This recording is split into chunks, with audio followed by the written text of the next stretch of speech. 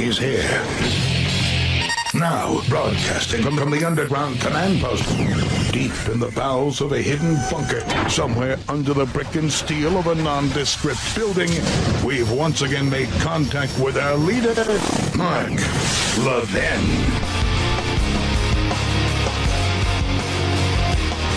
Hello, everybody. Mark Levin here. Our number, 877-381-3811, 877-381-3811. I want to thank all the wonderful hosts, all my dear friends who filled in the last 2 weeks. At the end of the program, I will explain to you why I was not here. I can assure you I was not on vacation. And I want to thank all of our sponsors and affiliates, and most of all of you. I'm blessed to have you in my audience, and I want to thank you. As I say, I'll discuss it at the end of the program. I've been observing what's been taking place, obviously, the past few weeks. We've talked about what's been taking place before the past 2 weeks. This election is so consequential because it's about you. It's not even about the president. It's not even about the Republicans in Congress. It's about you. What kind of country do you want to have? I cannot believe that we will allow these rogue leftists to control any part of our government. I want you to think about this. We're unmoored from our constitutional system, so our governing document, our Constitution, in many respects, has become irrelevant. So we have to decide now if we want to live in at least a relatively free country. We have to decide if our children are going to live in a relatively prosperous country or whether they're going to be swamped with debt that destroys the economy and destroys their futures. When you look at what the Democrat Party is offering, there are no moderates in the Democrat Party. There are no centrists in the Democrat Party. I'm not talking about some of you in my audience. I'm talking about the leadership. I'm talking about the people who want to be president. They out-radical each other. They do not have any fidelity to the rule of law, the Constitution. None. You hear talk about how they want to destroy the Electoral College. Yet now you hear talk about how they want to double the size of the House of Representatives. Anything. The ends justify the means. Sanctuary cities. Sanctuary cities are illegal, and yet there they are. 500 of them all across the country. We have a caravan of illegal aliens trying to get into this country. The Democrats are rooting for them. Billionaires on the left are funding them. These people literally want to destroy our culture, our civil society. They've done a magnificent job and have gone a long way in destroying our rule of law and our constitutional system over the last more than half a century. The issue is, what kind of a country do you want to live in? This isn't a game. It's not politics to you and me. It's liberty and tyranny to you and me. We have people who've gone to war to fight so you and I can live in a constitutional republic and be treated as individuals. And we have young people overseas in one hellhole after another doing exactly the same thing. Meanwhile, back here, we're confronting a bigger evil, one that challenges the fundamental principles of this society, our foundational principles. They reject them. Now, if we don't vote in 15 days, this is on us.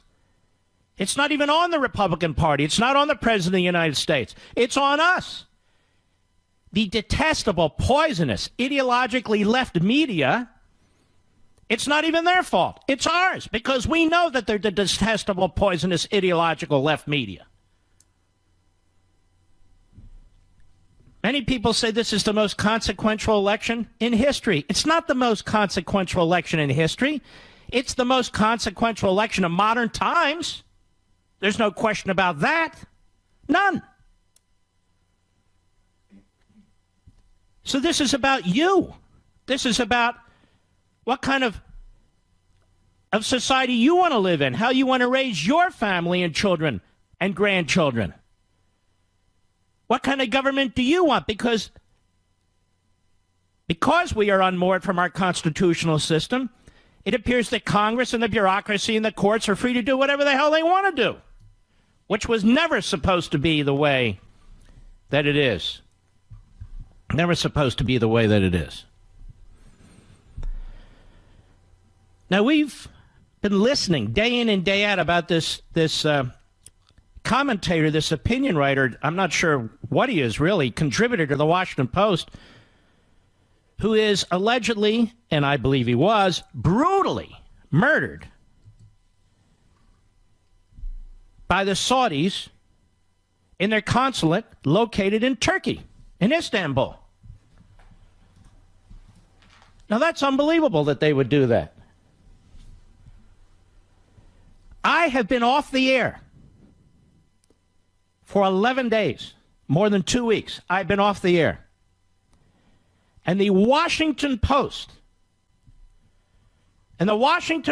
dares to write an article last week, a news article by Robert Costa and another person, trying to use the murder, the assassination of this individual as a way not only to trash the President of the United States, but to trash conservatives who are out there whispering against this guy. They're out there whispering against him. And my name appears in the article. Well, how come my name appear in the article when I wasn't even on the air, when I posted nothing on social sites, when I wrote nothing, when I said nothing? How is that possible? Because it's character assassination. The Washington Post, Robert Costa, and the other reporter, and unfortunately my computer is going bonkers, or I'd read it to you. They talk about, and I paraphrase, a number of conservatives, including CRTV, Conservative Review TV, founded by Mark Levin, and they go on to cherry-pick quotes from an individual. And we have scores of individuals that work for CRTV. They don't work for me. I'm not their editor. I'm not their managing editor. I don't even manage CRTV. I believe in it as an alternative to the Washington Post and the rest of them. Strongly believe in it. And my show, Levin TV. I'm responsible for what comes out of my mouth, for what I write and say. But they brought me up. They brought me up in the context of this article. And then the article, because they have a service, a wire service, or a purchase service, Washington Post, where their articles go all over the place, my name starts showing up in all these sites, these news sites, and rather than even say founder, one of the founders of CRTV, Mark Levin, they start quoting me. Quoting me as making comments about this fellow who was assassinated at the consulate. And I never said a word. They put quotation marks around words and assigned them to me. And not a single one of these news outlets will correct it. Not a single one of these new outlets will apologize for it. And what happens down the road is people take what they write and then put it on Wikipedia or repeat it when they write another article about me. They've done this before. You look at Wikipedia now, I have like the longest entry in American history. Because the Media Matters types, the Think Progress types, the MoveOn.org types, all the leftists go on there. Wikipedia, which is a bastardized encyclopedia site, they go on there, they allow these people to cherry pick, they allow them to put on there, they don't lock it down. You will not recognize me. But I'm absolutely silent for over 2 weeks. And they put words in my mouth that I'm part of a whisper campaign against Khashoggi. It reminds me of what took place in March 2017, when I took the actual news reporting by news outlets, McClatchy, the New York Times, the Washington Post, and other sites, so-called legitimate news sites. I lined them all up, 8 or 10 of them.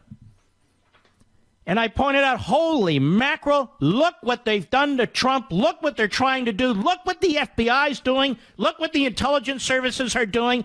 And it helped trigger what became these investigations into what the FBI and the others were doing. I didn't make up these stories. They wrote these stories. I just put them together. They wrote these stories because now we know senior people at the FBI were leaking to the media.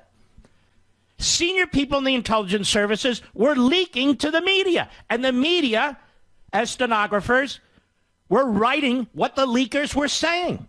I just happened to notice it and put it all together. What they were trying to do is take out Trump, take out individuals in the Trump campaign, take out individuals in Trump world, do whatever they could to push this conspiracy theory about Trump and Russia collusion. And I lay it out. Next thing you know, right-winger, conspiracy therapist. And it goes on and on and on. They repeat each other. They regurgitate each other's words. This isn't a media in this country. It's a joke. It's a joke. 50 years from now, hopefully, depending on what kind of a country we have, they're going to look back on CNN. They're going to look back on MSNBC. And even the New York Times and the Washington Post and all the rest of them. This will be the new period of yellow journalism. Their hate for Donald Trump, frankly, their hate for you is so obvious. They're so completely out of the closet now. It is the new period of yellow journalism. Anything flies. Kavanaugh was involved in gang rapes every weekend for 10 weekends. And the media ran with it.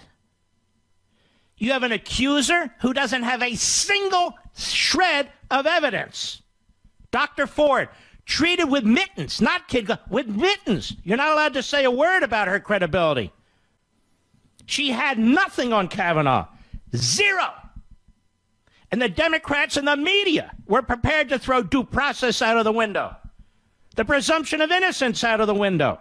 They want to throw the Electoral College out of the window.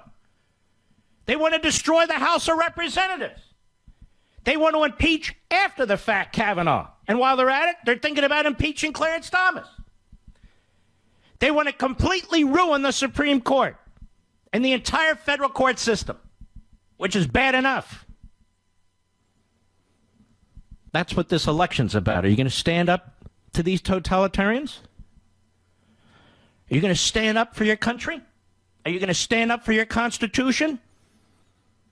Like so many generations before us did? Look at your children. Look at your grandchildren. Are you going to fight for them? All you have to do is get off your ass and go vote. And bring 5 or 10 people with you. If you bring 5 or 10 people with you, or if you make sure the conservatives in your family, in your neighborhood, your colleagues vote, we will crush them. We will crush them. I'll be right back. Mark Levin.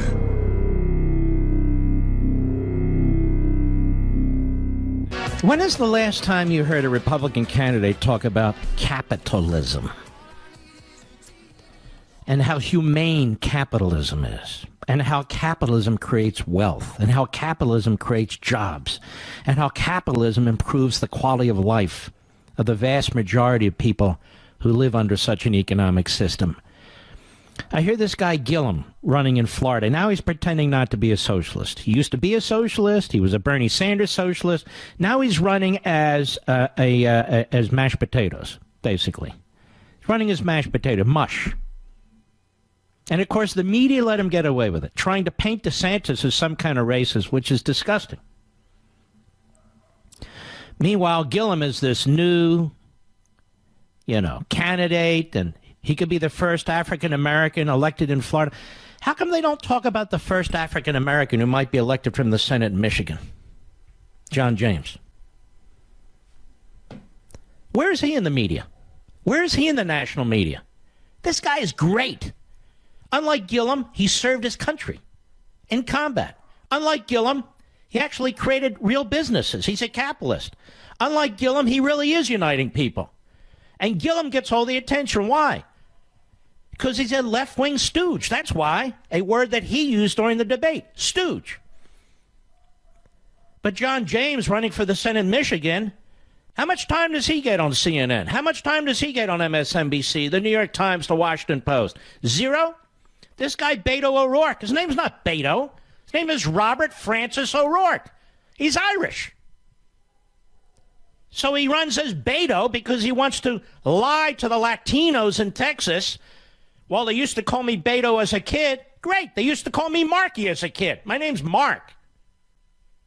So he runs around with this name Beto or Beto when his name is Robert Francis O'Rourke.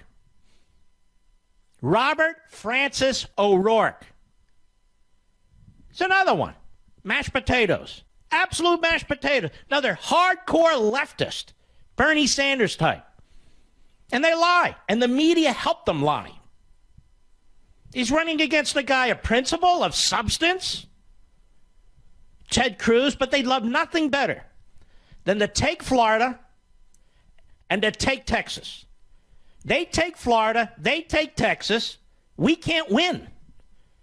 Hello, America. We can't win. These votes are important.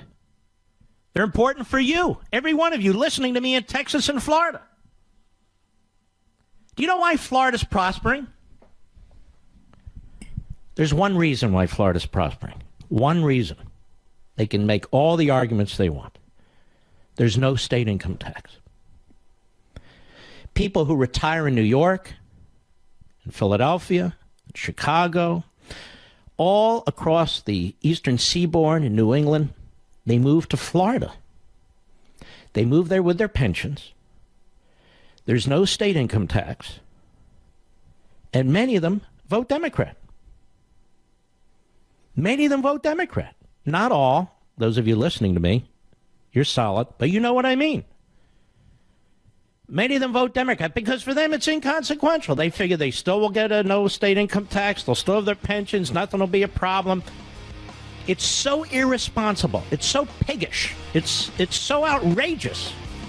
They will destroy Florida. The people of Florida, you want to be destroyed? It's in your hands. People of Texas, you want to be destroyed? It's in your hands. We have very few states left where there's actual capitalism being practiced. I'll be right back. Chuck Schumer and Nancy Pelosi nightmare continues. Call in now, 877-381-3811. Here's the truth about most home security companies. They're like dealing with another bad cable company. You spend hours waiting around for technicians, hours on the phone to get questions answered, and then when you're at your limit, you remember, I'm locked into a 3-year contract. If you're looking to protect your home and family, go with Simply Safe Home Security. Simply Safe is real, comprehensive protection, beautifully designed to look good in your home. And using it makes your home safer. Simply Safe has backups in place to keep you safe, protecting your home even if you lose power or internet. That's all true. Let's see here. And if someone attacks the system, well, best of all, you get 24/7 monitoring with police and first dispatch and fire dispatch for just $15 a month. And unlike other home security companies, Simply Safe has no long-term contract. It's the best around-the-clock protection you can find. Get a 10% off Simply Safe today at simplysafe.com. Simplysafe.com. You'll also get free shipping and free returns. That's simplysafemark.com, simplysafemark.com. And you'll get 10% off your Simply Safe Home Security. Now, you've heard me talk about it before. You really ought to do it now. That's simplysafemark.com. All right, let's see here. So these elections, people say, well, we got to protect this and protect that with Trump and so, and I agree with that, by the way. I agree with that. But you need to look at it maybe a little differently, too. You're trying to protect yourself, your way of life, right? You're trying to protect what belongs to you. Now, let's see here. Let me give you a perfect example. Cory Booker. I know Cory Booker is not relevant in the sense that he's not up in the midterm elections, but this is the mentality. This is the kind of thing that they want to do, the kind of thing that they're thinking about. And here we have from Vox, VOX. America has a massive growing racial wealth gap. Now let's stop right there. What does that mean? We have all but open borders. People are coming into this country. Most of the people coming into this country illegally are not coming from Switzerland, Sweden, Denmark, Norway, and so forth. They're coming from south of the border. Vast majority of them are considered Latino. And the government makes people fill out forms, even if you're an illegal alien. You check the form, who you are, what you are, and so forth. And they make estimates about how many people are here. So let me ask you this. The 20 million people who are here illegally, are they included in this wealth gap issue? I'm just curious. How is this configured? Well, it really doesn't matter. Because that's not the point of this news article. The point is to support a left-wing agenda. You know, when the nation was founded, as a matter of fact, before the nation was founded, the pre-revolutionary period into the revolutionary period, we didn't have a media per se, but we had a limited number of newspapers, really around 36, across the British colonies. And we had pamphleteers. That was their form of social media, if you will. And the information in these papers and these pamphlets were a mix of news, and much of the news was old by the time it would reach certain parts of the wilderness in this country, and opinion. But the vast majority of it was pro-colony, pro-America. That was the point. That was the purpose. Nobody wanted to read stuff or pass along information that trashed their own society. It doesn't mean they weren't taking a critical eye to events that were taking place. But these people, early on, understood liberty better than most of our neighbors and fellow citizens do. And early on, you had to get permission from the governors of these colonies, most of whom were, installed by the Brits, to write something. So they started to do these pamphlets to get around all that. One of the earliest printers, not the earliest, but one of them, was Benjamin Franklin's brother, and then later Benjamin Franklin. This whole idea of freedom of the press, where did it come from? It came from them. Those white slave owners. Although Franklin never owned slaves, but you get the point. That's where freedom of the press came from. Freedom of the press and freedom of speech were synonymous. And they were promoting a republic. They were promoting individual liberty. They were promoting private property rights. They were fighting the opposite positions and viewpoints. They were fighting them.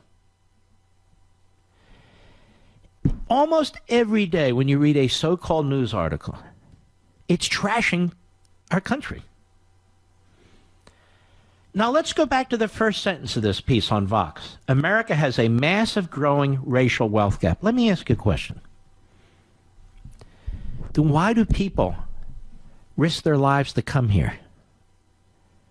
Because that sentence is telling you that America is racist and there's not equal opportunity in America. That's what that sentence is telling you. Why do people of color, a.k.a. non-whites, why are they flooding into America? Why are they leaving Guatemala and Honduras and Mexico and one country after another in Central and South America? Why are they leaving one country after another on the African continent? Why are they leaving one country after another in Southeast Asia? Even China. Why are all these people coming to the United States if there is a massive growing racial wealth gap? There's no opportunity for non-whites? Is that it?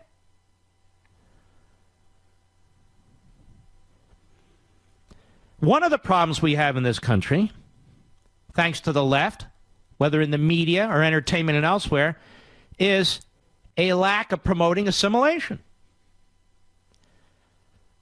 A lack of promoting assimilation. Learning English, learning American laws, learning American practices, embracing American culture. I mean, after all, you came to the United States to escape the culture of your birthplace, right? Isn't that what a refugee is? Isn't that what an illegal alien does?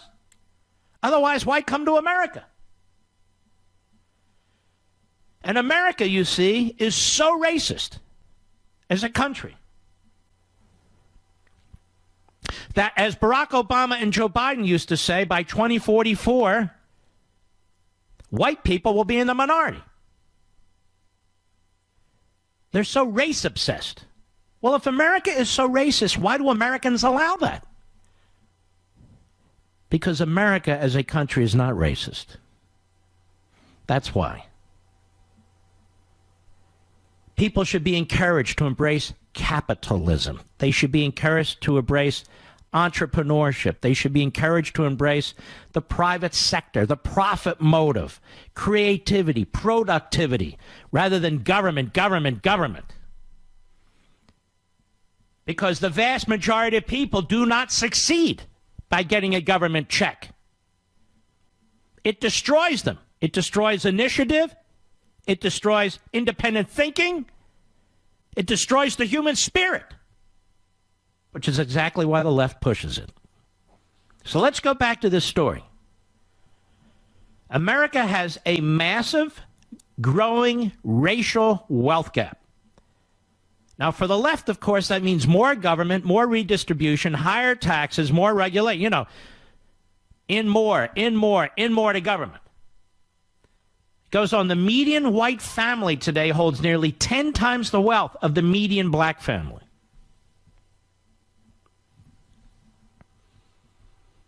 Senator Cory Booker is introducing a bill aimed at closing that gap. Well, that caught my attention. His idea is to give lower-income kids, a sizable nest egg, nearly $50,000 in some cases, that they could use for wealth-building purchases like a down payment on a house or college tuition. Did you hear this? Were you familiar with this? These, they call them opportunity accounts. They don't call these Marxist accounts. They call them opportunity accounts.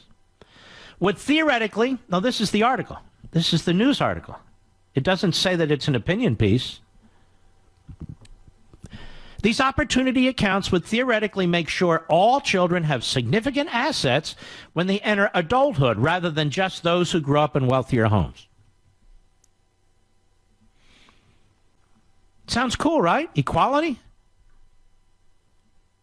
It would be a dramatic change in our country to have low-income people break out of generational poverty, Booker said in an interview with Vox. We could rapidly bring security into those families' lives, and that is really exciting to me. Now, there will never be any discussion of where this money comes from. Never. Nobody cares. What kind of taxes will have to be increased? Who cares? What kind of additional debt will have to be accumulated? Who cares? None of it matters. We're talking about equality of results, economic equality. We're not talking about liberty. Don't confuse us with liberty. Don't confuse us with markets. Don't confuse us with opportunity. No, don't you see? We have a racist country.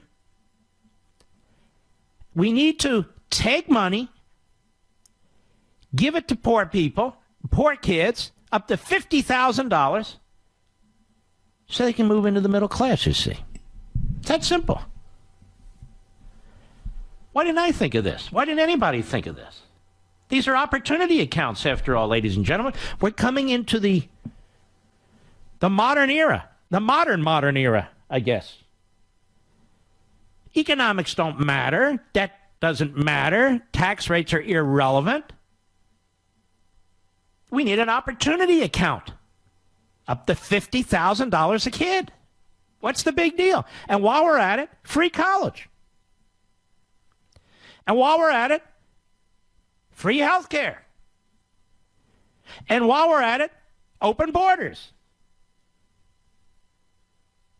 And while we're at it, why don't you destroy the country? We're the richest country on the face of the earth, where even our poorer people live better than most poor people in the rest of the world. They don't have local, state, and federal welfare systems, food systems, housing benefits. They don't have them in these other countries. We have them in this country thanks to the productivity of individuals who get up every morning and go to work and come back in the evening and contribute to society. Why do we spend all our time attacking the people who create wealth, who create this magnificent society, who build things, who produce things, who make it possible for people who don't even do those things to have some form of material wealth, food, clothing, and so forth? You kill the golden goose, you will not have those golden eggs. I'm telling you, you need to do more than just vote. You need to take 5, 6, 7, 8, 9, 10 people with you, or you need to make sure they vote. Or this is your future. This is your future. And I'm talking to all people, all income groups, all races, all religions, all genders, and so forth. This is your country, too. What makes this country different isn't opportunity, it counts. What makes this country different isn't government centralized health care. What makes this country different is individual liberty. That's what makes us different. I'll be right back. Mark Levin.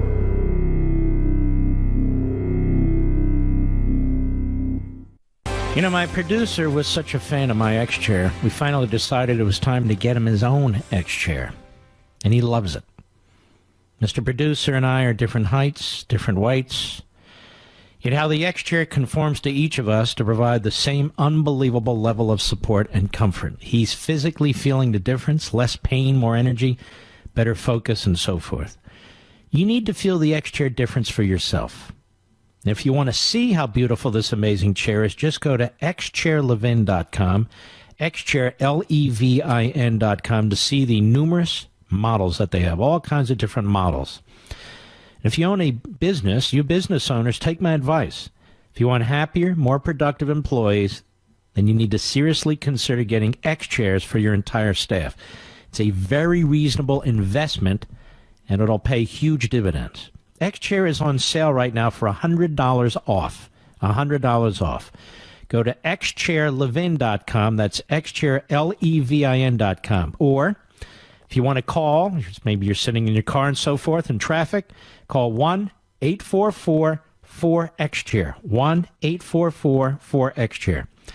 Now, X-Chair comes with a 30-day, no questions asked guarantee of complete satisfaction. Go to xchairlevin.com now. And by the way, if you use code Levin Footrest, you'll get a free footrest too. xchairlevin, xchairlevin.com, code Levin Footrest. Khashoggi. I don't know if he was a journalist or not. I don't know if he was an opinion writer or not. The Washington Post is not very clear about what role he played, quite frankly. They're just not. If people want to look into his background and try and figure out if he had an attachment to the Muslim Brotherhood at one time, which he did, and now he's more of a secularist, according to the Washington Post, honestly, I have no idea. He was brutally assassinated in the consulate, the Saudi consulate in Turkey. Do you know there were 6 murders in Chicago over the weekend? 6 murders. Now, I know none of them were journalists or contributors to the Washington Post. But who are they? What are their names? Who are these human beings, these Americans? Who are they? How old are they? What are their names? What do they look like? Not even 1 minute. They don't even put their pictures on TV. What about their families? I mean, I could go on and on here. I watched this from a distance. Of course this was a murder. Of course the Saudis did it. Of course they should be punished. But we should destroy our entire ability to protect our own country and our allies now and cut off the Saudis? Why don't we do what Obama did? He gave $150 billion to the Saudis the way he gave them to Iran. Iran slaughters journalists all the time, tortures people all the time. They execute people left and right. Or maybe Cuba. Last time I checked, Obama opened an embassy in Cuba. They kill people too. They torture people too. You jackasses in the media. You're concerned about human rights. Why don't you prove it for once? Now, quote me on that. I'll be right back. He's here. He's here. Now, broadcasting from the underground command post, deep in the bowels of a hidden bunker, somewhere under the brick and steel of a nondescript building, we've once again made contact with our leader, Mark Levin.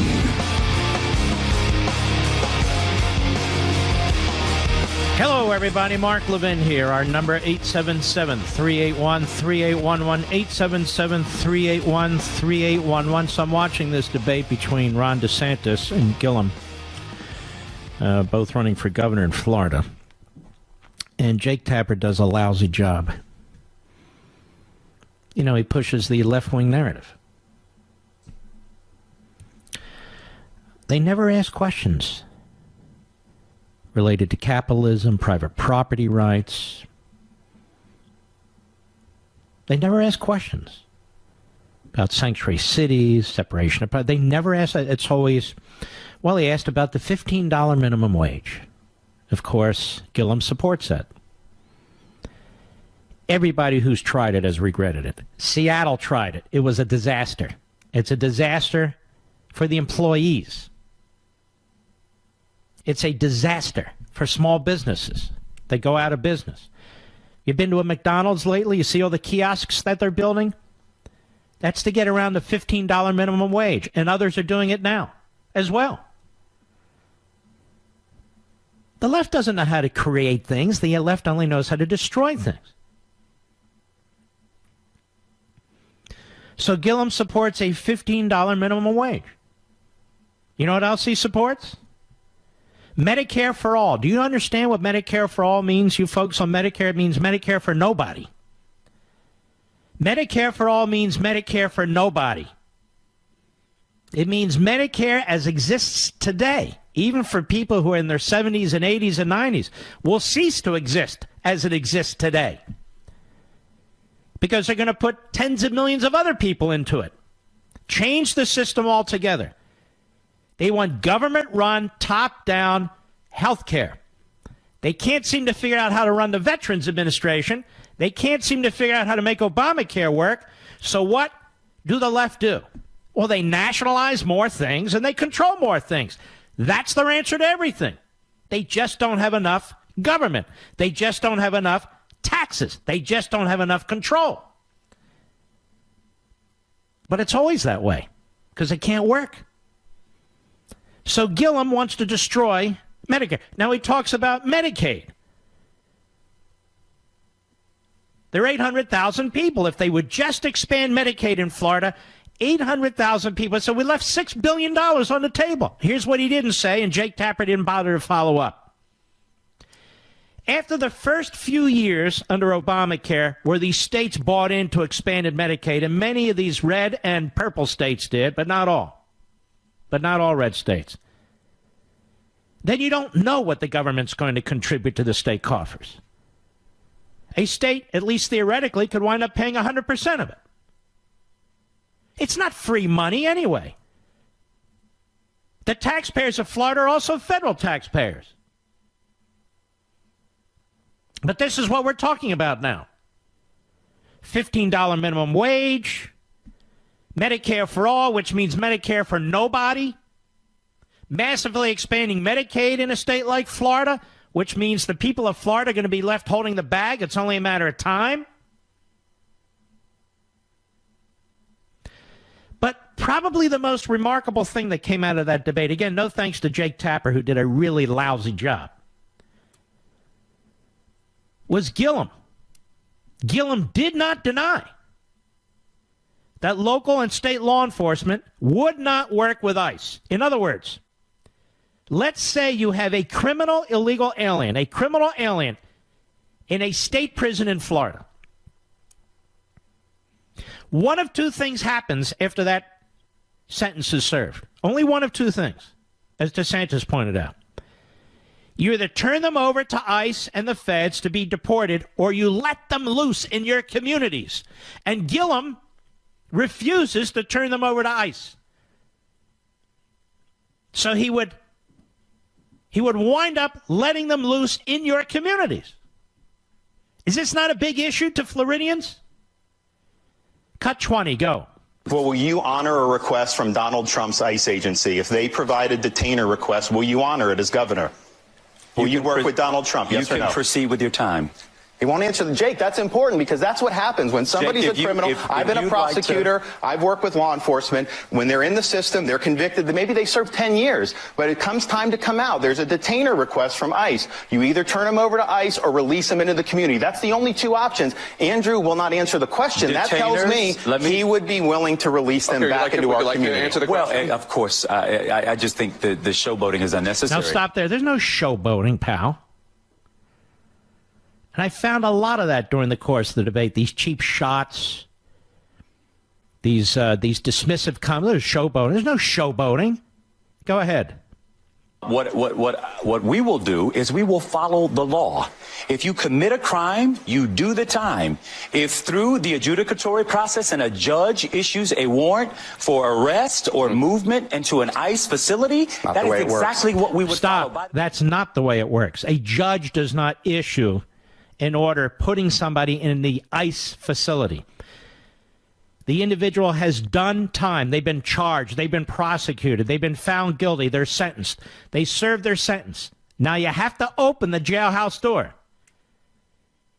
Is that person going to wind up in a yellow bus? A yellow ICE bus that winds up deporting that person? Or is that person going to walk out that jailhouse door and go into your neighborhood? That's the question. And obviously, Gillum takes the latter position. This is a big deal. It's a big point. He's so radical. He doesn't want you to understand the process, but that's the process. You either turn them over to the feds to deport them, because states can't deport people, or they're loose in your community. So $15 minimum wage, which will bankrupt many small businesses or chase them off, and by the way, is harmful to many, many people who work, for instance, in the hotel industry, the restaurant industry, and so forth. And the elimination of Medicare under the guise of health care for all. And a massive expansion of Medicaid, which is health care for poor people. You know, the other thing is when you're a state that has all these illegal aliens coming in, and Florida's one of them, and Texas is one of them, and so forth, and you're saying, you know what, we're going to pay for all the health care and medical care related to this and so forth and so on. You're going to be attracting more and more people who need more and more state benefits. So you're expanding the welfare state while you're expanding the number of people who are on the welfare state. These are just a few issues that will utterly destroy a state like Florida or a state like Texas. They'll destroy them, as they have these other states. It's a big deal. And yet you wouldn't really understand it because Tapper never really followed up. He didn't drill down. He had his own agenda. And, of course, he brings up the agenda of the Democrat Party in Florida. I'm just using this as an example. Immediately tried to paint DeSantis as a racist, which is so sickening and outrageous. But that's what they do on the left, and the left being the media and the Democrat Party. That's what they do. Meanwhile, once again, you have an African American running for the Senate in Michigan. And he's conservative. And he's a capitalist. And he believes in the Constitution and the rule of law. He doesn't get the kind of attention that Gillum gets. Why not? Well, you know why. It's the media mentality. We talked about the Khashoggi matter briefly. I'm trying to figure out how this story winds up being about Donald Trump. How does this story wind up being about Donald Trump? And where do the media get off claiming the moral high ground? When human rights abuses all over the world, right off our border, take place every day, involving far more than one individual, mostly go underreported or not reported. How many stories did they do about torture and political prisoners in Cuba when Obama was opening an embassy in Cuba? Very few. How many stories did they do about the genocidal police state in China? Very few. Very few. We're not responsible for what took place in that Saudi consulate in Turkey. Of course, we react to it. Of course, we should do what we feel we need to do in order to address it. But we didn't do anything. The blood isn't on our hands.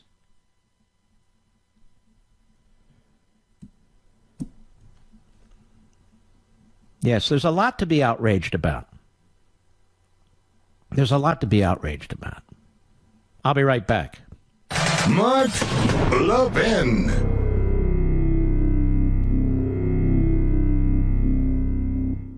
Now, if you don't get in line behind the media narrative, you come under brutal attack.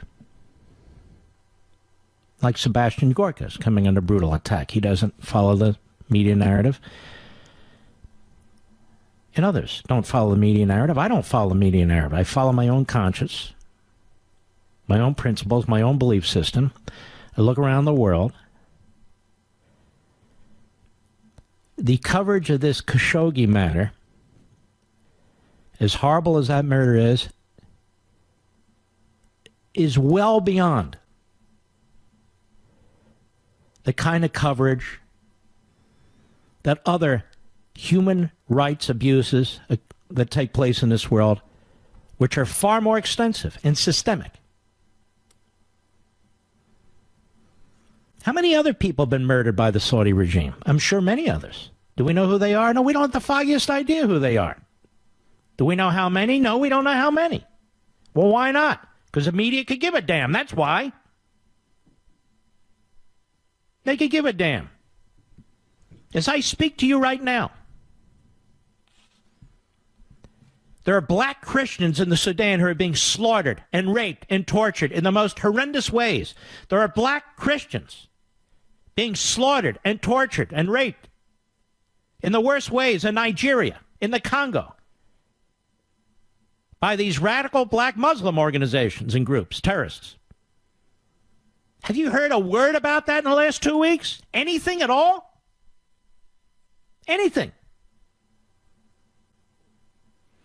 Have you heard about how Hezbollah and Hamas torture and murder their own people if they don't toe the line? Have you heard any of that? No, you haven't heard a damn thing about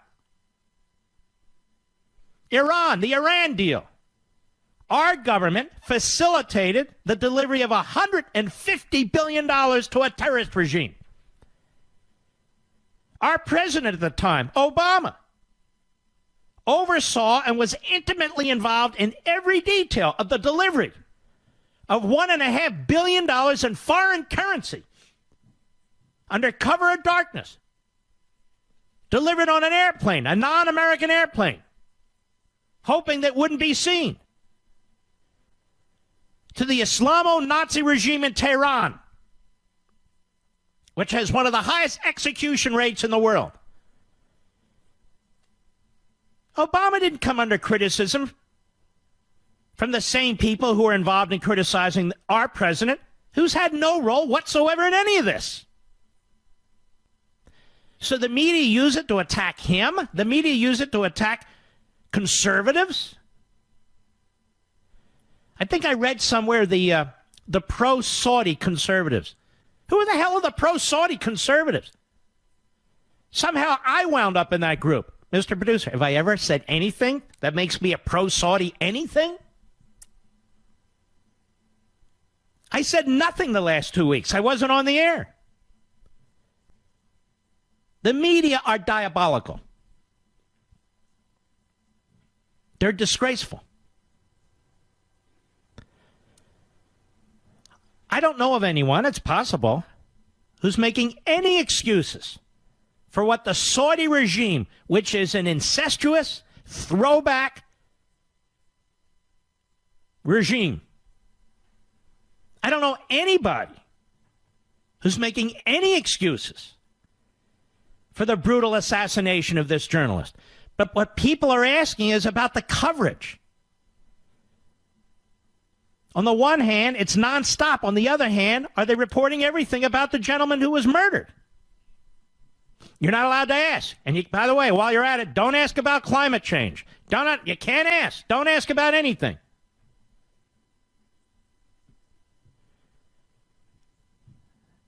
Now, they're legitimate policy questions. Can we debate those? Is the president right when he says, I'm not going to forfeit $110 billion purchase of American military armaments, which the Chinese or the Russians would sell otherwise?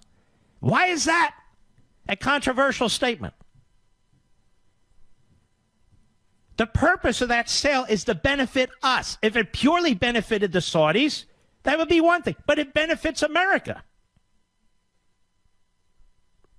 I mean, as I said earlier in the program, what the hell? We opened an embassy in Cuba. It's a police state that tortures and murders. President's been attacked because of his hard policies on China. I told you Iran has one of the highest execution rates in the world. China has the highest execution rate in the world. Ask the Tibetans. Ask the other religious minorities in China. Ask any of the political dissidents how they're treated in China. And these aren't real trials that take place in China at all. All right, so what should we do?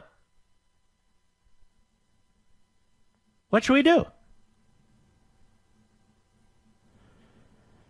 These are legitimate questions that ought to be engaged, discussed, and policy thoughtfully considered. But who's knee-jerking around now? The media and the left. The president must do this. The president must do that. Presidents have 13 different positions on this. It's a non-American citizen in the Saudi consulate, Saudi territory, within the country of Turkey. Within the country of Turkey. I despise the Saudi leadership. I despise the Turkey leadership. Despise them all. But I know how dishonest the media are. When my name is thrown around when I'm off the air for 2 weeks, as if I said something, which I didn't, as if somebody at CRTV who said I'm monitored or managed by me, which he's not. That's your media. It sucks. And I'm not involved in any whisper campaigns. I have a microphone, for God's sakes. 8.5 million people can hear what I say. What's a whisper campaign? I'll be right back. This is the nation's town hall meeting, and you can join in at 877-381-3811. In the final hour of every show this week and next week, we will have an individual who's running for office, who I strongly support. So you can hear from them, and I can encourage you to support them all over the country with your financial support. and in your particular districts or states to rally behind the person. It's just not enough to vote on your own anymore. You got to get on the phone like your precinct captain and contact family members and friends and colleagues and neighbors and make sure they vote, or we're going to lose. And we're going to lose more than the election. It's not even slowly but surely. It is quickly and surely. We are losing this country. We are losing our country. And all you have to do is vote. The vast majority of countries in the world, you can't vote. Or you can vote and it doesn't matter. It's a joke. I don't worry about, is there a blue wave or not a blue wave or a red wave or not a red wave or what's your prediction? Well, I have no prediction. Just get out and vote. Well, here's my prediction. If there's more of them than us, we lose. If there's more of us than them, they lose. And we win. That's how it works. You know, now that I've been sleeping on my Casper mattress for several years, I'd pick it over every mattress I ever had. Helps me get the best night's sleep, period. And I need that mattress. Given the lower part of my left back and disc issues I've had there. Once you try Casper, you're going to love yours too. Casper is a high-quality mattress at an affordable price. I sleep cool and comfortably every night, thanks to the unique combination of foams that provide the right pressure relief and alignment. Now, Casper ships right to your front door for free in a small, how do they do that size box? It really is fascinating. They'll even pick it up if you don't love it and refund you everything. So there's no risk whatsoever because they have complete confidence in it. You know, if people were returning this mattress all the time, there wouldn't be a Casper mattress. They would have been out of business years ago. From its engineering to its packaging, to letting you try it for 100 nights. It's no wonder Casper has over 35,000 five-star reviews of all their products across Casper, Google, and Amazon. There are copycats out there, but that's exactly what they are, copycats. This is the original. This is the best. Put Casper to the test in your own home for 100 nights, risk-free. Just go to Casper.com and use code MARK. Casper.com, code MARK, and you'll get $50 towards the purchase of select mattresses. So you can put it to the test. That's Casper.com, code MARK, for $50 towards the purchase of select mattresses. Casper.com, terms and conditions apply. So go ahead and order it. Even if you've just been kind of noodling it, well, maybe I should, maybe I shouldn't. Order it, take your current mattress, lean it against the wall, and try the Casper. I'm betting big that you're going to love that Casper. And so are they, by the way. None of these strip store malls, they don't do any of that. Let us go to Israel in Morristown, New Jersey, the great WABC. Go. Yeah, hello. Thank you very much for fighting the good fight on behalf of all of us. Been a long-time student of yours and enjoy everything that you say and agree with 100% about the danger that we face now with what's going on in Washington. And there has to really be a better way of doing things, because if we just go out and vote without a strategy to win, there is a really great danger that we lose it all.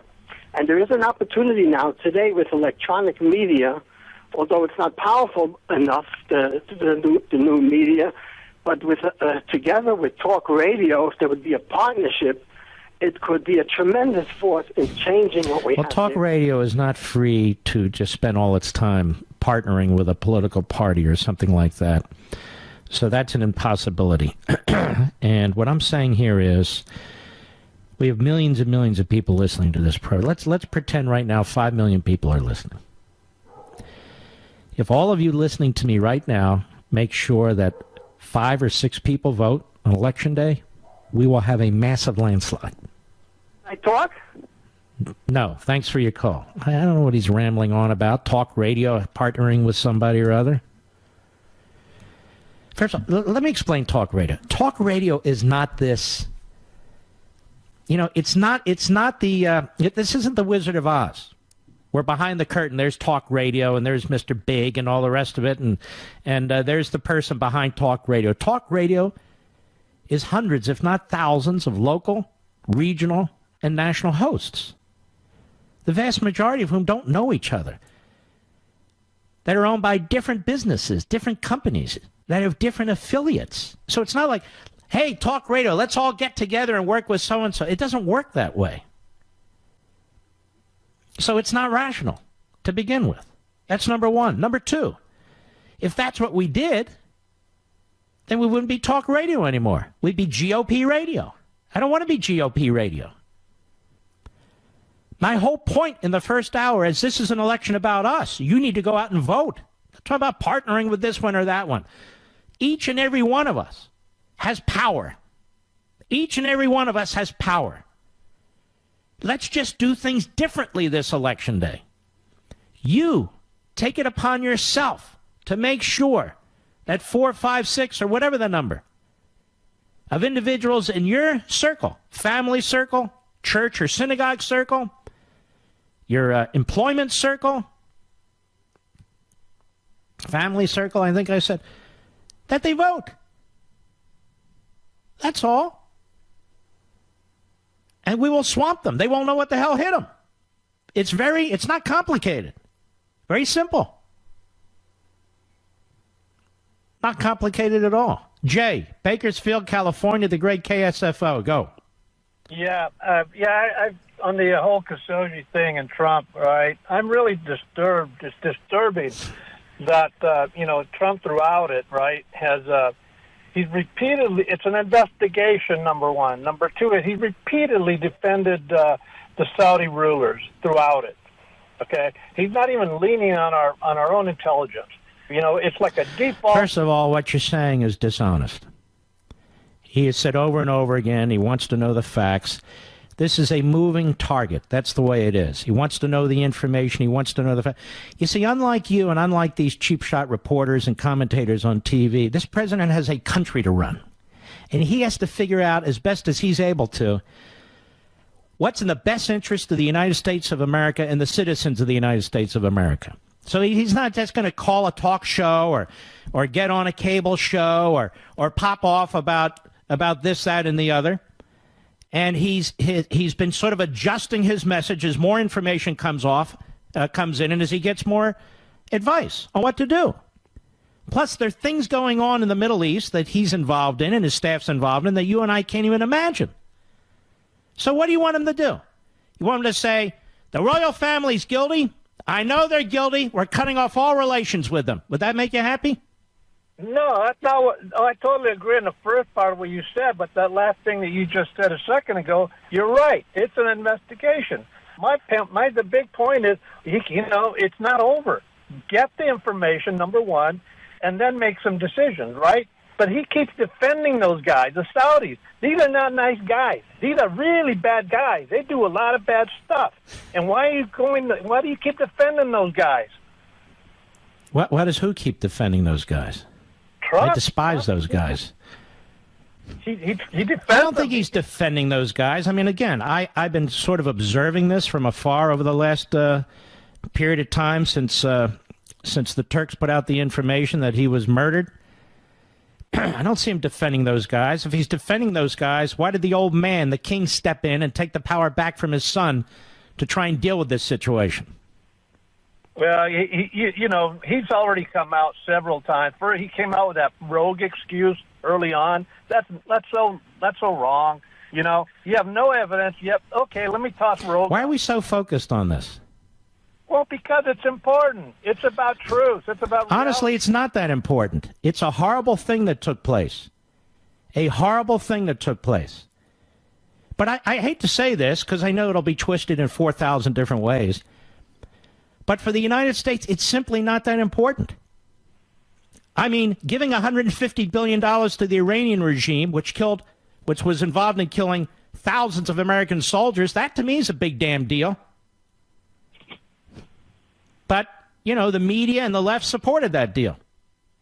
Obama supported that deal. That is a terrorist regime. That is an enemy of the United States. Now, I'm not making any excuses. This man was slaughtered in a horrific way. Great. Horrible. Horrible, horrible, horrible. But I don't know why the coverage is so massive. And neither do you. I'm just looking for truth, period, okay? And well, you're a great man, no matter what they say. All right, thank you, sir. The truth is the Saudis murdered him. That we know. And do I believe the royal family was involved? Certainly part of it. Certainly the crown prince, in my view. How the hell did they do this without knowing? Some of them were his right hand. One of them was his right-hand henchman, I believe. One of his intelligence guys sends his top forensic guy over there. Is there really any doubt about this? No, there's no doubt about it. But we'll wait for the investigation. We'll get all the facts, you know. But what do you want the president to do? He says that there are going to be severe ramifications, but he's not cutting off the military sales. So what else do you want him to do? I'm quite serious about this. I hear the criticism. Any suggestions? What do you want him to do? And I understand the Washington Post is all worked up about this. And so are other media outlets. I got it. I understand it. And I understand that people are upset about it. I don't like it at all. I think it's outrageous. I'm no fan of the Saudi regime, and I never have been. But I'm not talking about any of that. I'm talking about the reporting is over the top in the sense that it is nonstop. And there's so many other things going on in this country and the world that at least deserve some attention.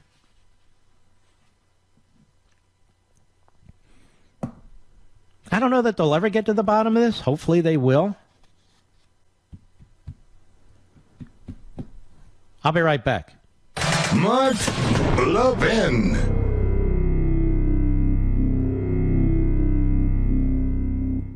You know, we have a tremendous economy right now, just as an example, which is exactly why the media will not report on it, unless, of course, they racialize it. Unless, of course, they racialize it. But we have a tremendous economy right now. Record employment. The lowest unemployment rate among Black Americans, Hispanic Americans, Asian Americans ever recorded. Overall unemployment of under 4%. When was the last time that happened? You have GDP over 4%. My friend Sean likes to say it's the highest amount of time. It's not. We had it at 7.5% under Reagan, but it doesn't matter. The economy's chugging along. It never chugged along under Obama. Obama tries to steal credit for it. The media don't report about this. They don't want to get the word out, but you're experiencing it yourselves. You're experiencing it yourselves. Isn't it a big deal? Our economy is a big deal, is it not? What's going on in the economy is great news, but it's no news to the news media.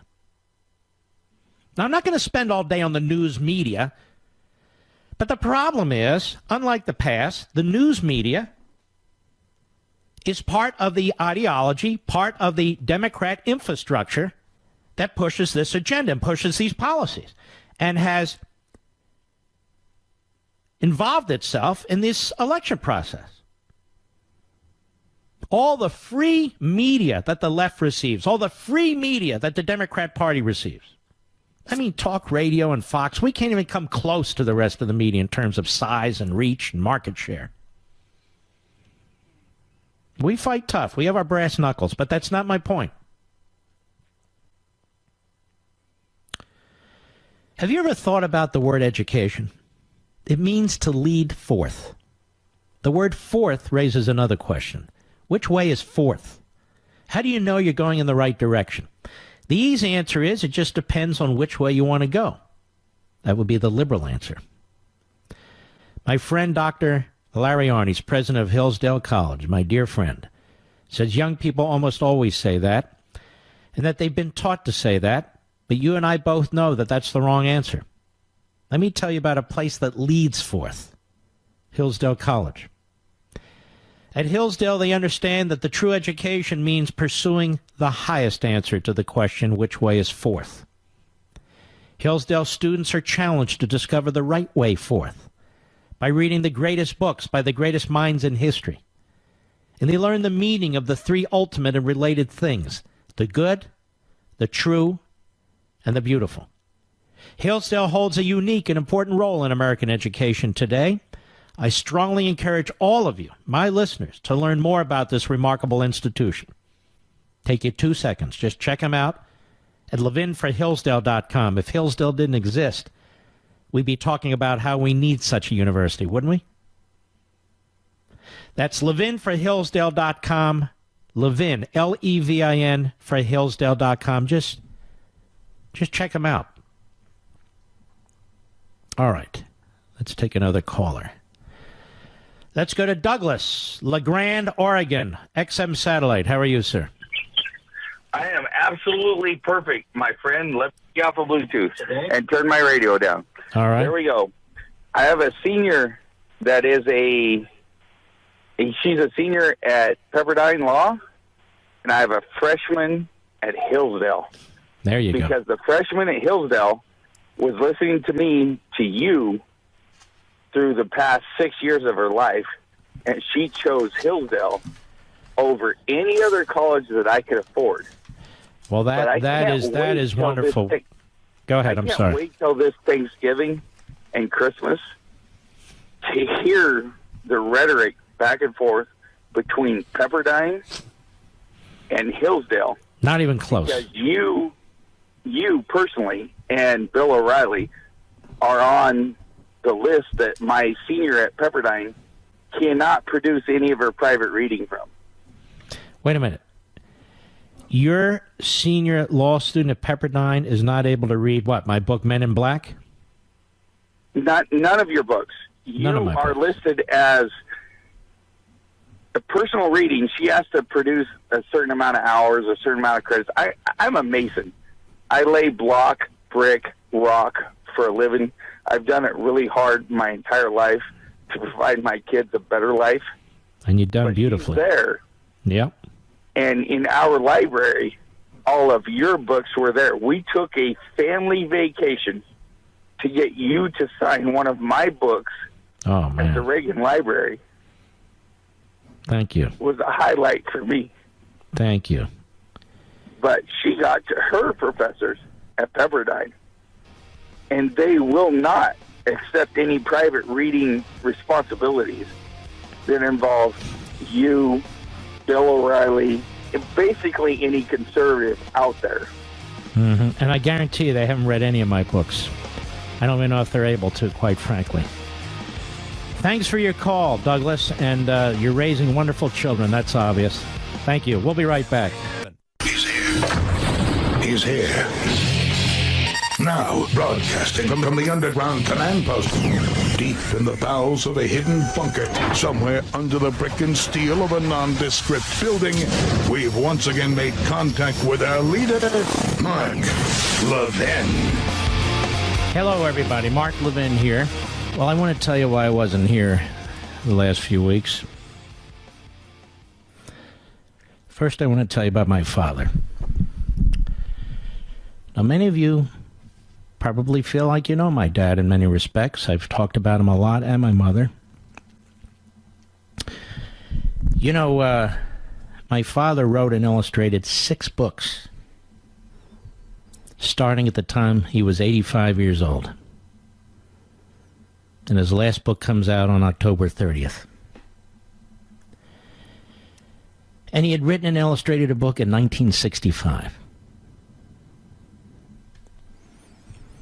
He was an artist. He's an author.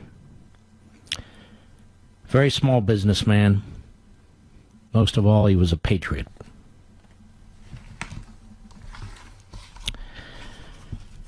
You know,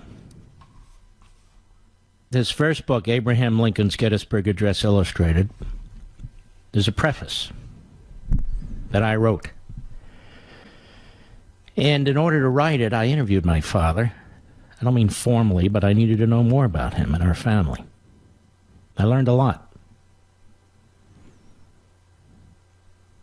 On July 4, 1937, my father, Jack, was 12 years old, and a neighborhood buddy, he and they, and the two of them, walked several miles from their homes to the parade route where the city of Philadelphia was celebrating our nation's founding.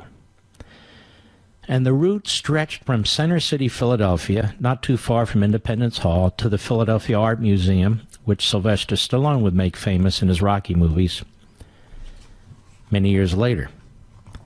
One of the dignitaries in the parade caught my father's attention, a Civil War veteran. A Civil War veteran. And he sat on the back of a four-door convertible dressed in his old Union uniform, including his campaign hat. My father remembered it vividly. And behind him marched a small group of Spanish-American War veterans. But of all the soldiers, the veterans, the marching bands my father saw that day, that Union soldier stood out. And young Jack had read somewhat about the Civil War in school, but seeing that soldier in the flesh intrigued him.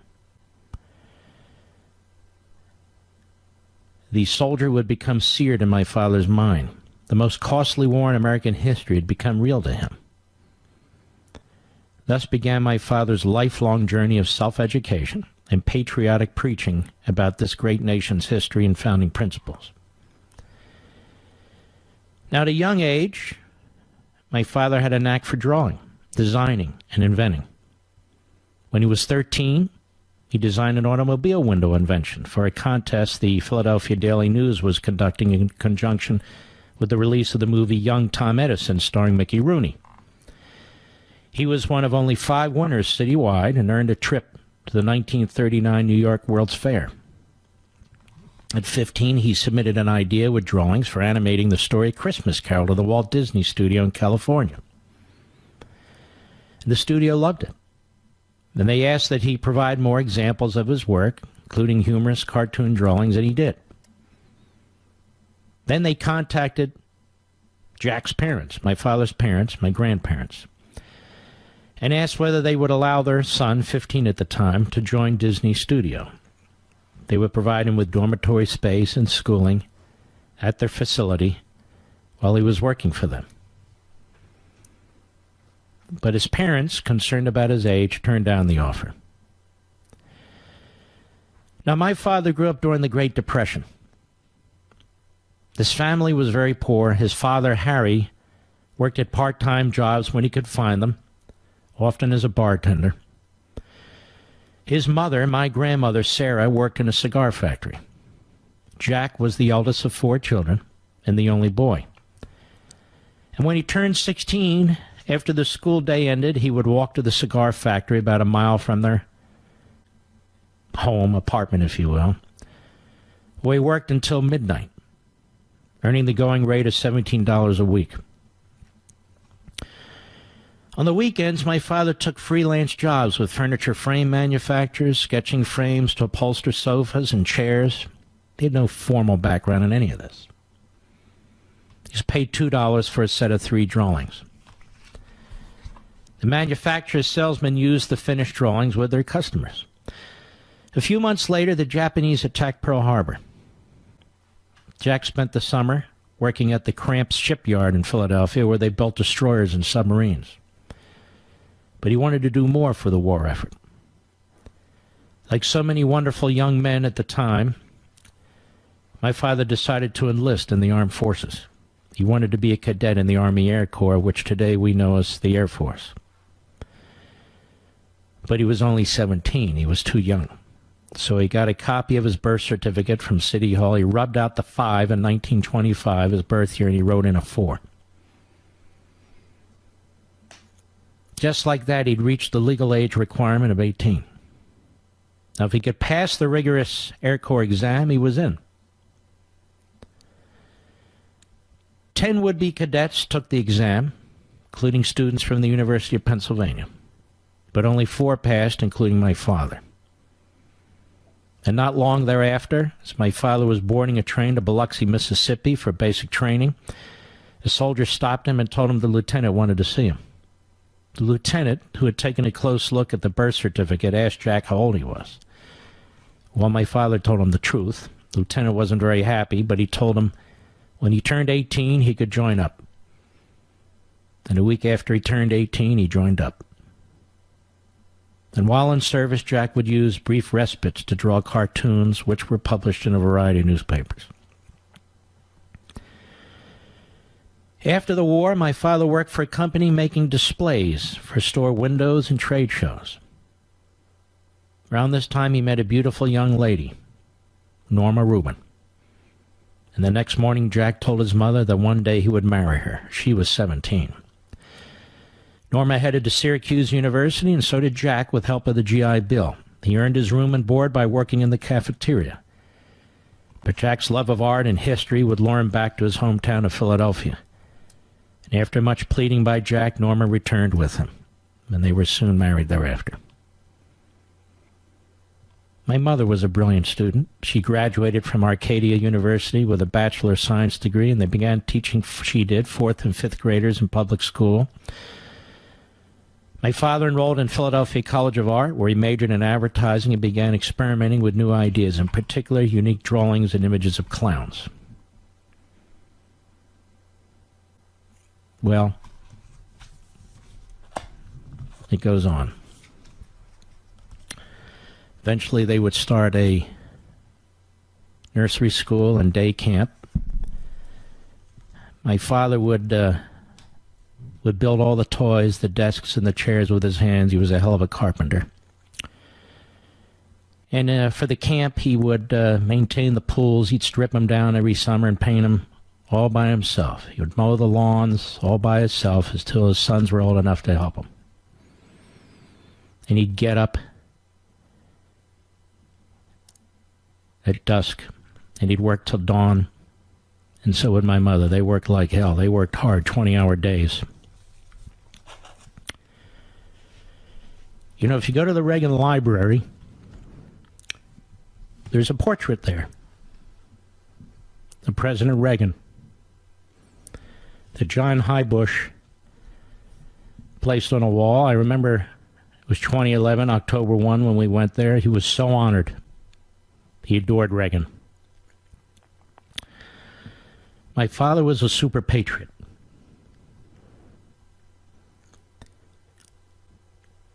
Everything I am, everything I do, is because of my mother and father. After every radio show, my father would call me and he'd critique the show. And I was always the greatest radio host ever. My appearances on Fox, he really enjoyed them, particularly on Hannity. He said, "That's the way to get him, kid." He's very worried about the future of this country. During the Republican primaries in 2016, I was backing Cruz early on. He liked Cruz too. But then one night he called me, he said, "Why the hell are you so tough on Trump?" I said, "You know what, Dad, maybe you're right." He said, "I like that guy. I like that guy." My dad was very excited about the book coming out on October 30th. I'm not hawking it, I'm just telling you. He was very concerned about the way our police had been treated by President Obama, by Attorney General Holder, by all these organizations. He was very upset about it. And like his other books, he was trying to provide lessons for young people about Americanism and supporting our institutions and supporting people who are upholding those institutions. And so his last book is called Our Police. And you can see he illustrated it. And it's a beautiful book. And he was also in the middle of writing his next book on the Declaration of Independence, illustrating it for young children too.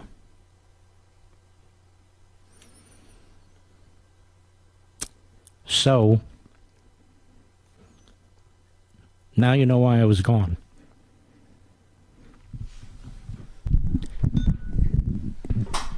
Because my father passed away last Monday from cancer. And as I embarrass myself here, he will be gravely missed by me and my family. And I want to thank you. He adored you too. He adored my audience.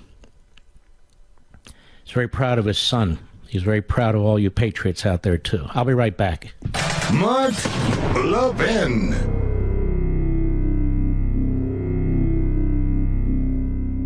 Folks, do me a favor. Don't call me about this. I appreciate each and every one of you, but we got to plow ahead. That's what he would want. That's what I want to do. We're going to plow ahead. And I saw some of what President Trump was saying during the break. I'll tell you, he's one of a kind. And we're going to miss him greatly when he's no longer president. I'm telling you right now, we will. He fights back. He speaks plainly. You know, when Harry Truman was president of the United States, he would speak in plain terms. He would use curse words from time to time. He would do all those things, right? And the Democrats on the left and the media praised him. Plain talking, plain speaking Harry. So we have a plain speaking, plain talking Donald. He does it on Twitter, he does it on a campaign trail, and he's trashed. We're going to miss him after his second term is over. We are. My dad was right about him. And he used to crack up my dad, as he does me, because nobody gets under the skin of a leftist or a media type, one and the same, like Donald Trump. And that's one of the reasons you love him, isn't it? He doesn't give as good as he gets. He gives better, 10 times better, and it drives them nuts. And it drives them nuts. You do not have to agree with everything Donald Trump does.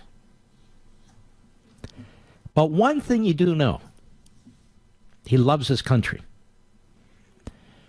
And while you might and I might disagree with him here and there, we agree with him the vast majority of the time, and we know his heart's in the right place.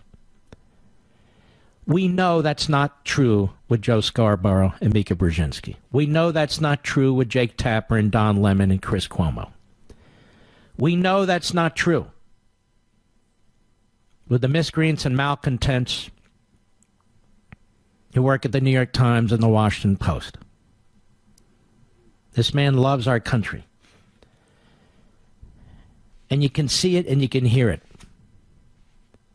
And his nominees to the federal bench have been outstanding. Have been outstanding. The left tries to paint him as mentally deranged. And the media takes the lead in this. The media really leads the Democrat Party. It's not the other way around anymore. The Democrat Party is the political wing of the modern media. Remember I said that. So when the backbenchers say, you can say, wait a minute, I heard that somewhere else. It's true. The media lead the Democrat Party. The Democrat Party actually follows the media talking points. They're not even one and the same anymore. The Democrat Party is the lapdog for the American media. The president knows that. You know it, and I know it. And they get furious when you criticize them. I want to remind the people in the media that we have freedom of the press. No thanks to them. Thanks to those men who they denounce all the time. And I did say men. Those men who they denounce all the time who founded this nation. We have freedom of the press. They died for freedom of the press. But there's also this phrase, freedom of speech. The rest of us get to speak too. We may not have printing presses. We may not have blog sites. We may not have Bezos spending billions of dollars to build us up and so forth and so on. But we have the right to speak too. And that includes the right to criticize the media. It's interesting, the media have no problem criticizing their competitors. CNN actually has a host whose entire job is to trash Fox. Brian Stelter, who's a scumbag, by the way. And I say that with all due respect. His entire show is based on attacking conservative media, attacking Fox. That's all he does. That's okay. But when you and I call them out, then we're dangerous. We're fascistic. We're like dictators. No, we're not. We're the ones who believe in the Bill of Rights. We're the ones who believe in the Constitution. And I do think after his second term, we are going to miss Trump a great deal. Because, among other things, he's shaking things up. And things need to be shaken up. Very, very badly. Very, very badly. You know Trump loves the country. Can you really say that about all these media people who bring on these guests who trash the country? Who use racism to trash the country? Who call Trump supporters names? No, you can't. When we come back, we have a very, very important person that I want to present to you again. A person who can help us a great deal should he win his election. Remember, every day this week, every day next week, at least one candidate we're going to bring on who needs our financial support, and depending on the state and district, they need your vote too. I'll be right back. Mark Levin, the thunder on the right. Call in now, 877-381-3811. Renee from Boulder, Colorado raves about the brand new Genicel Sunspot Corrector. She said, I love the Genicel Sunspot Corrector. It is my go-to product every day. She said, I have sunspots and age spots and can see a definite difference in my skin since using it. You know, watch your sunspots and age spots and even red inflamed patches vanish right before your eyes. And just like Renee, you click or call right now, you'll get the Genicel Sunspot Corrector absolutely free just for trying Genicel for bags and puffiness. Watch those stubborn sunspots vanish now before you get busy with the holidays and those bags and puffiness gone. And for results in less than 12 hours, the Genicel Immediate Effects is also yours for free. Go to Genicel.com now or call 800-SKIN-604, 800-SKIN-604. Order this week and receive Chamonix's Luxury Microdermabrasion, also free, that rejuvenates and unclogs pores for instantly radiant baby soft skin. Order now and shipping is also free. Call 800-SKIN-604 or go to Genicel.com. That's Genicel.com, 800-SKIN-604. One of my favorite candidates in this election cycle is a gentleman I've known for many years. He was Ted Cruz's chief of staff. But he also has his own qualifications and successes as a solid Reagan conservative, 100%.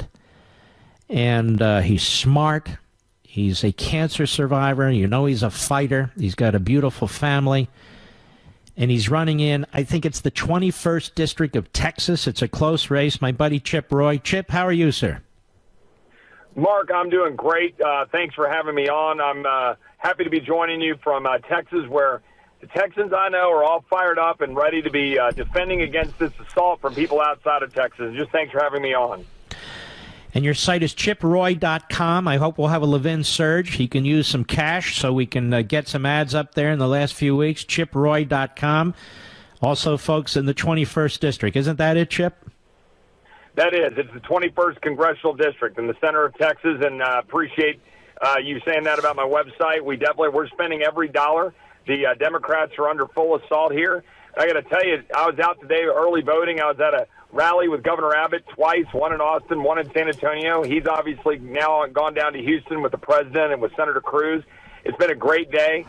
We've been all over the district. People are fired up. And I'll tell you, early voting numbers are really high, really, really high. They've smashed all records on, I think, in areas that indicate that on both sides of the aisle, if you will. So we've got to do our part to get the vote turned out, because if we turn out, we win.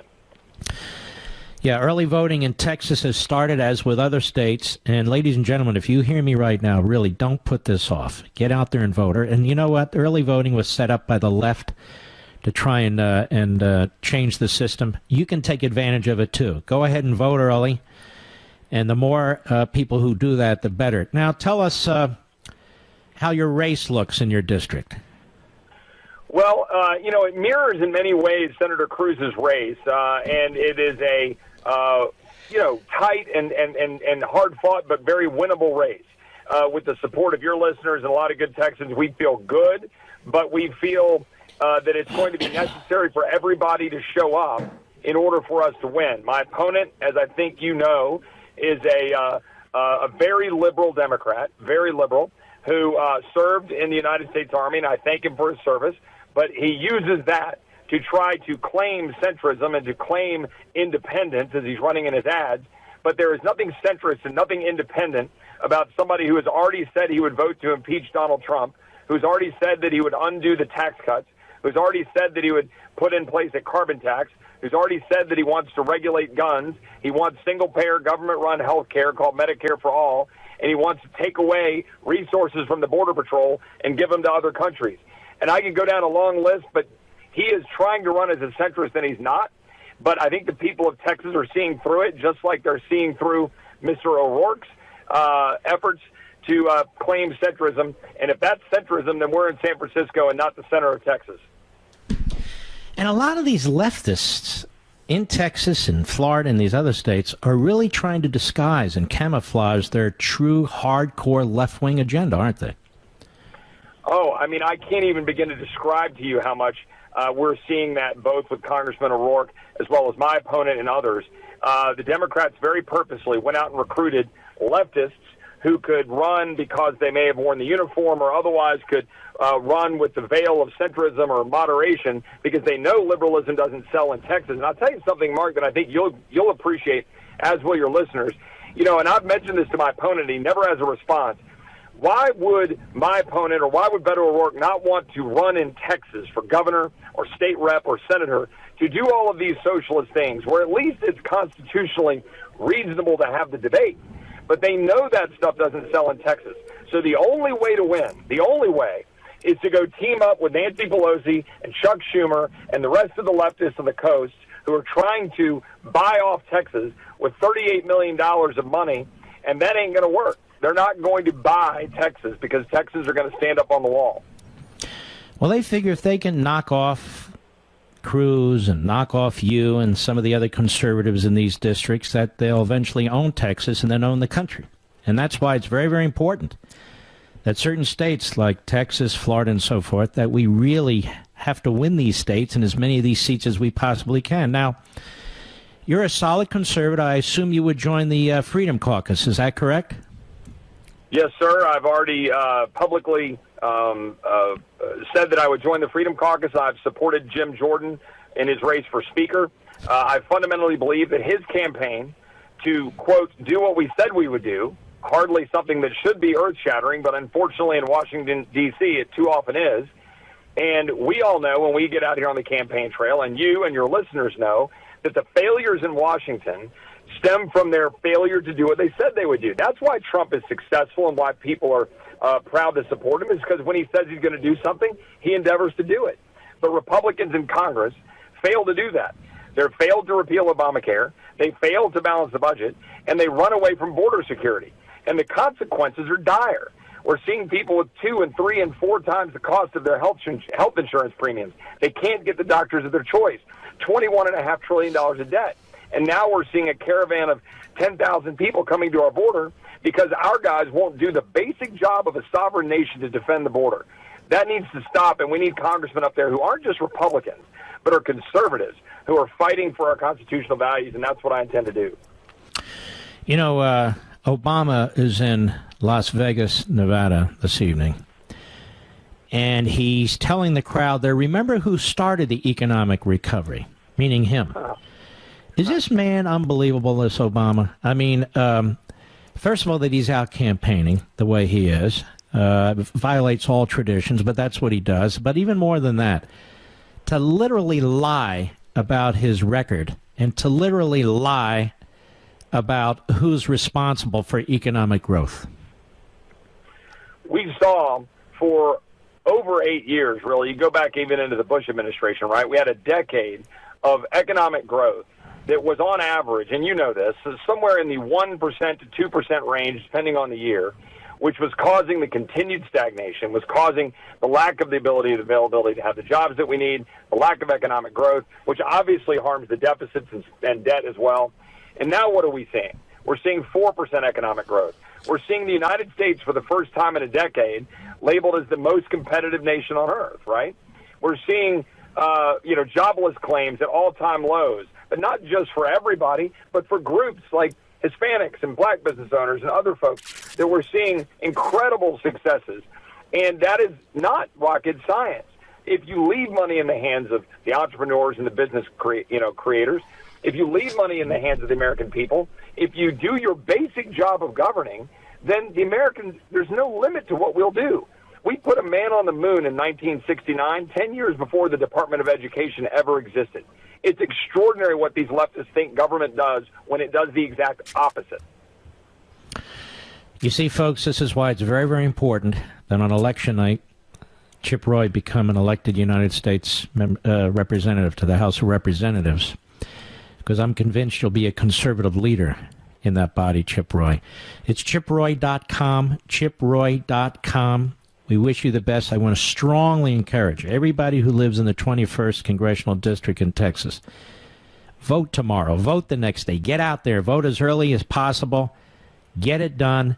But more than that, what we talked about the first hour, if each one of you make sure that 4 or 5 other people vote, we will crush the opposition.